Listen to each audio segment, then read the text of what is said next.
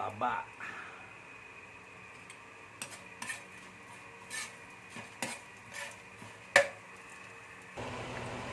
longganisa with tocino.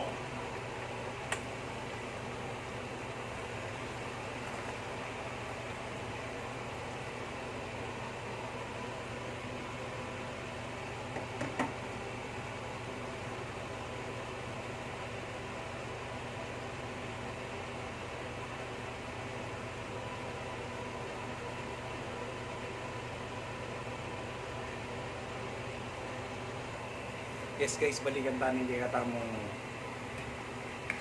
homemade tocino longganisa jalapeno. Tsurang manyaman tang mag-almusal kanini guys. E paluto pagyapak.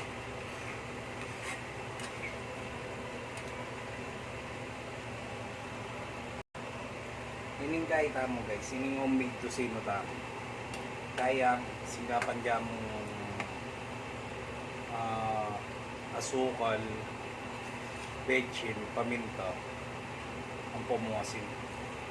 Simple yan guys. Dili naman longganisa nga rin, isa di wala pala. Okay, but ginawa na akong homemade tocino.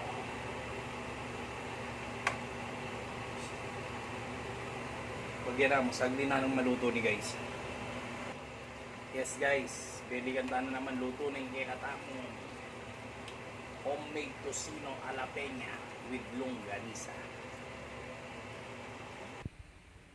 Ready na yung katamo almusal guys. Dilis, kamatis, homemade tocino with longganisa. Nice move.